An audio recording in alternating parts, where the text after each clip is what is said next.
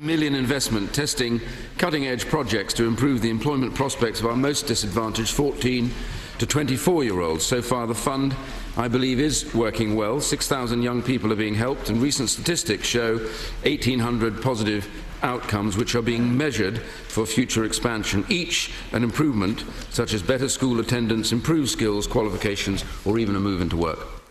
Garnier. Thank you. I'm very grateful to that, my right honourable friend, for that answer. I know that he recognises very much the importance of financial education and financial literacy in schools. Can he repeat his support that this should start in primary schools, financial education should start in primary schools, and reassure the House that he recognises the need for his department to work with the Department for Education, to work closely together to deliver this important measure? I can confirm to my honourable friend that it's a very strong passion of mine, and certainly one of the DWP, that we get financial education literacy into the national curriculum. I would hope it was a matter shared in all parts of the House, because clearly people going through the education system coming out need at some point to understand what interest rates are, otherwise they will get ripped off by various unscrupulous lenders. So the national curriculum is published in its final form in the autumn of the first teaching in September 2014, and the DFC and ourselves are consulting on including that financial education, and I believe that we are likely to get that, so I can say an honest yes to him. Doyle. Thank you, Mr. Speaker. The Daily Record recently alleged that youth contract wage incentives are being handed out to people already in work just to give the illusion that the funds are being used. What investigation has been made of this report? Well, this isn't directly related to the Innovation Fund, which is about testing programmes so that eventually they can put extra skills and quality and money into that. But I will say to the Honourable Lady, I am aware of that, my Honourable Friend is aware of that, and he's looking into that to make sure that is untrue. If it's true, then we'll act. If it's not, then it'll just be a scurrilous report. Mark Pawsey. Question 2, Mr. Speaker. Minister. Mr. Speaker, for the 1993 and 2003 child maintenance schemes, the preferred method of contact is by telephone, simply because of the sensitive nature of the material that would otherwise have to be emailed. However, the ability to provide electronic communication is being embedded into the design of the 2012 scheme. Pawsey. I thank the Minister for his reply, but I was very surprised when my constituent Louise Causa was told by the agency that she couldn't deal with them by email because there wasn't an effective tool providing sufficient security. I mean, given the drive across government as a whole and various agencies to consult electronically, I wonder if the Minister could provide some reassurances to clients of the CSA on this matter going forward. Minister. Yes, Mr. Speaker. I'm pleased to say that starting later this year, clients on the 2012 system will have the equivalent of internet banking. They'll be able to log on, see their account, report changes of circumstances, and over the next few years we'll be closing all existing cases. Those who want to remain in the statutory system will move on to the 2012 system and will have that service available to them. Barbara Keeley. Question number 3, Mr. Speaker. Minister. Work programme performance has improved significantly. It is working. The numbers of people finding lasting work, at least 6 months for most people or 3 months for the hardest to help, has increased significantly from 9,000 in March 2012 to 132,000 in March 2013. Barbara Keeley. But recent data on the work programme show that it failed to meet its minimum performance level in every category, and for ESA claimants the proportion of those achieving a sustained job was less than a third of the minimum. Every week I hear from unemployed people in my constituency desperate to find a job, and they are being utterly let down by this programme. What is the Minister going to do about it? I would just point out, actually, that in her area, the work programme is exceeding targets for young people aged between 18 and 24. She should get to grips with the facts of what's happening in the work programme. It is helping people into work, and particularly in her area. And on the point about people on unemployment support allowance, she shouldn't forget that her party, when they were in government, wrote these people off. This is the first time we've had a major programme to get people who've been out of work through sickness and health into employment. More work needs to be done, but significant improvement on the way they abandoned those people in the past.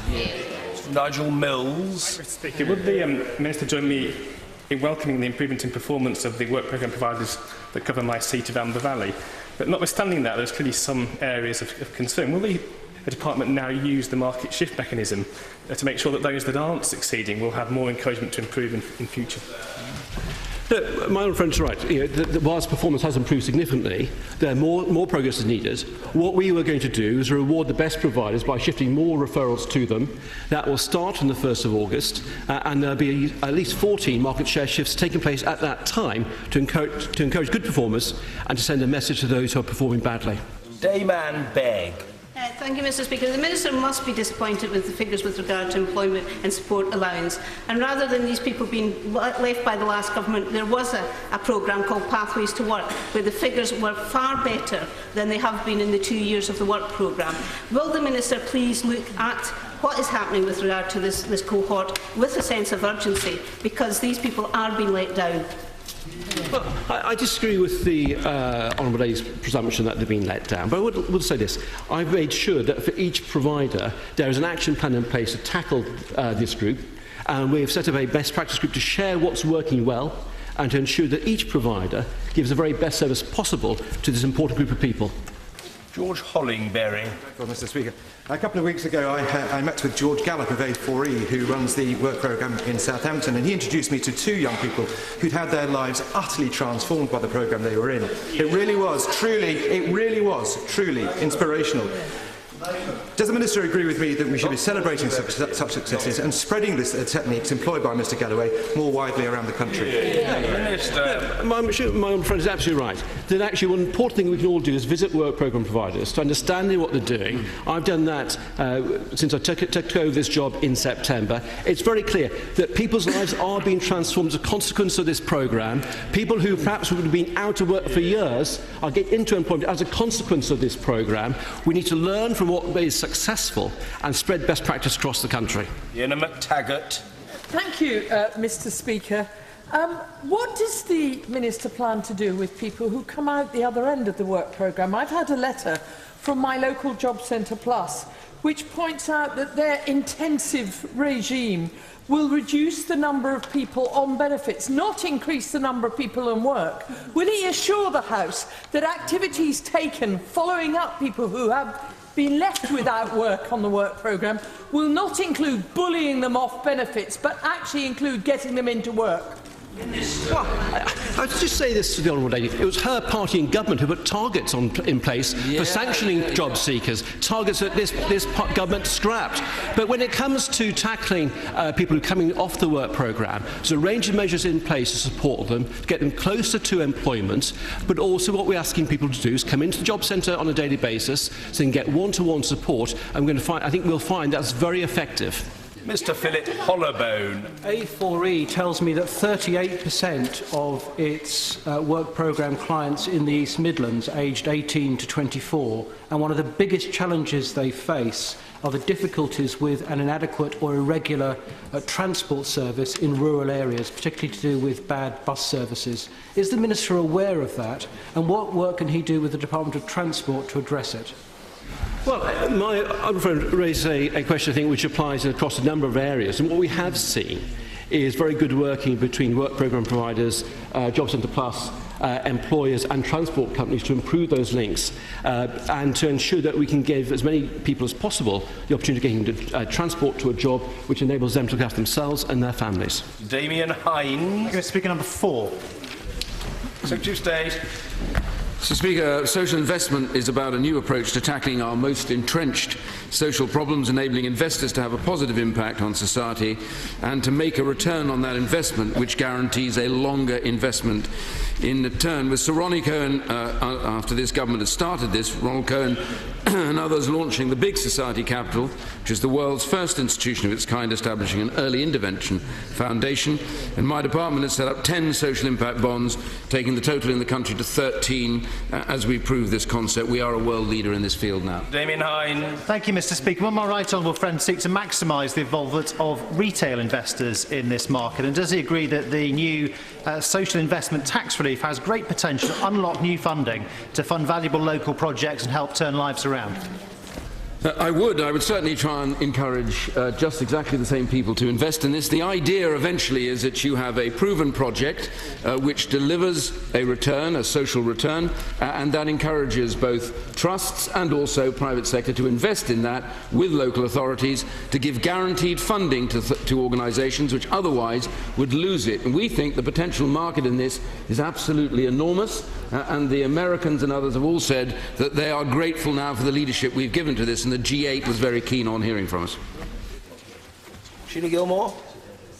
Oh, the Honourable Lady's just had her question. I'm sorry. We're extremely grateful to her. Yes, Guy Opperman. Thank you, Mr. Speaker. Does the Secretary of State agree that social investment could be channelled through local regional banks and expanded credit unions, who are surely the best placed and the closest individuals to their local community? Yeah.